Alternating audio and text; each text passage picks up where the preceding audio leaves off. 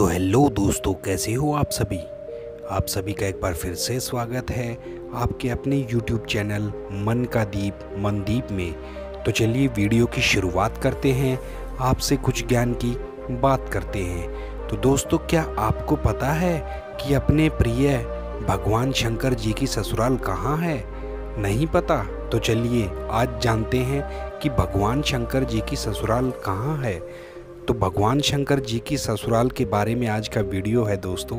भगवान भोले शंकर जिनकी महिमा अपरंपार है, दुनिया जिन्हें पूजती है, जो सबसे ज़्यादा अपने भक्तों पर कृपा बरसाते हैं। भगवान शंकर को याद करने मात्र से हम सब भक्तों के कष्ट दूर हो जाते हैं। पुराणों के अनुसार हरिद्वार के कनखल नगरी में दक्ष प्रजापति मंदिर में भगवान शिव का पहला शिवलिंग स्थापित किया गया था, जिसे खुद भगवान भोले शंकर ने स्थापित किया था।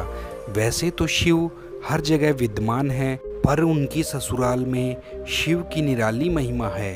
अगर यहाँ पर उनकी पूजा और आराधना की जाए तो जीवन के सभी कष्टों का अंत हो जाता है।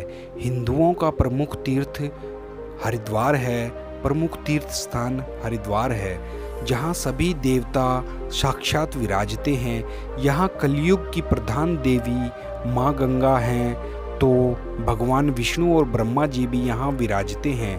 देवों के देव महादेव तो यहाँ के कण कण में वास करते हैं।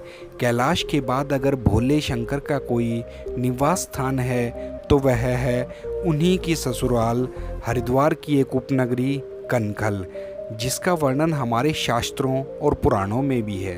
कनखल ब्रह्मा जी के पुत्र और राजा दक्ष की नगरी इसी पौराणिक नगरी में स्थित है। दक्षेश्वर महादेव का मंदिर, जिसे दक्ष प्रजापति के मंदिर के नाम से भी जाना जाता है, वो यहीं पर स्थित है। यहाँ मान्यता है कि अगर यहाँ भगवान शंकर का विधि विधान के साथ रुद्राभिषेक किया जाए और उनकी पूजा की जाए तो भगवान शंकर जी सभी मनोकामनाएं पूरी करते हैं। राजा दक्ष की नगरी और शिव की ससुराल कनखल एक छोटा सा नगर है जो हरिद्वार के पास ही स्थित है। यह नगरी हरिद्वार स्टेशन से करीब 2 किलोमीटर दक्षिण में स्थित है। यहीं पर स्थित है दक्षिणेश्वर महादेव मंदिर। इस मंदिर की पौराणिक कथा के अनुसार शिव के ससुर राजा दक्ष ने शिव को अपमानित करने के लिए यज्ञ का आयोजन किया था। इस यज्ञ में उन्होंने सभी देवी देवताओं को आमंत्रित किया था, पर अपने दामाद को आमंत्रित नहीं किया। दक्ष के यज्ञ में जब आप आकाश मार्ग से सभी देवी देवताओं को जाते हुए शिव की अर्धांगिनी और राजा दक्ष की पुत्री सती ने देखा तो उन्हें मालूम हुआ कि उनके पिता ने कोई यज्ञ का आयोजन किया है और सभी देवी देवता उसी में शामिल होने के लिए जा रहे हैं। तब सती ने अपने पति शिव से यज्ञ में जाने की जिद करी, पर भगवान शंकर ने यह कहकर मना कर दिया कि जब हमें आमंत्रण नहीं मिला तो वहां नहीं जाना चाहिए। पितृ प्रेम में सती पति की आज्ञा का उल्लंघन कर यज्ञ में चली गई।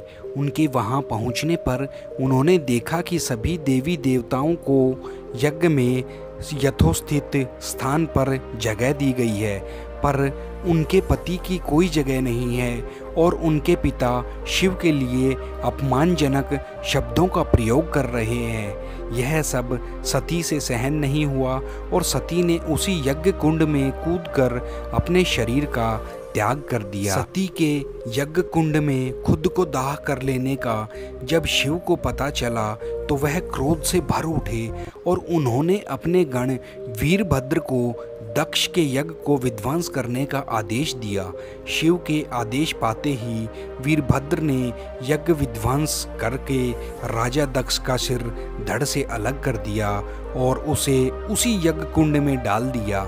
इससे समस्त देवलोक में हाहाकार मच गया। फिर सभी देवताओं ने शिव की स्तुति की।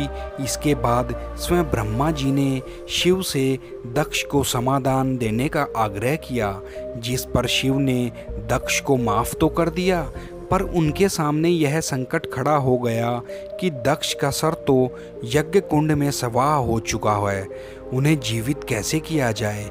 इस पर एक बकरे के सिर को काटकर उनके धड़ पर लगाया गया। इसके बाद दक्ष के आग्रह पर शिव ने यहीं पर एक शिवलिंग स्थापित किया और पूरे सावन मास यहीं पर रहने का दक्ष को वचन दिया। शिव को सबसे दयालु माना जाता है। कहा जाता है कि शिव एकमात्र ऐसे देवता हैं जो जल चढ़ाने से ही प्रसन्न हो जाते हैं और भक्तों की सभी मनोकामनाएं पूरी करते हैं।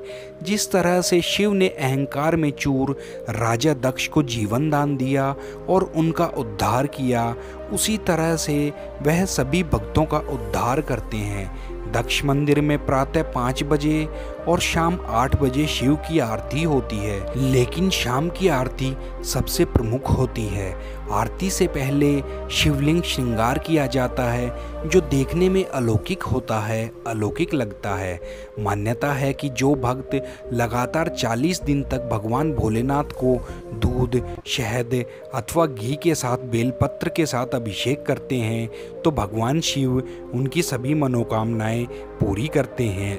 मान्यता यह है कि यह शिव की ससुराल है और सावन में 1 महीने भगवान शिव यहीं पर निवास करते हैं। यहाँ जलाभिषेक करने से सभी मनोकामनाएं पूरी हो जाती हैं। खासतौर पर जो कन्या यहाँ आकर मनोवांछित वर पाने के लिए शिव की आराधना करती है तो उसे मनचाहे वर की प्राप्ति होती है। बोलिए भगवान शंकर की जय हो, जय हो, जय हो। तो दोस्तों चैनल को कर दो सब्सक्राइब और कमेंट बॉक्स में बताओ कि आज का वीडियो आपको कैसा लगा। तो दोस्तों मौज लो रोज लो, ना मिले तो खोज लो। आप सभी का दिल से धन्यवाद।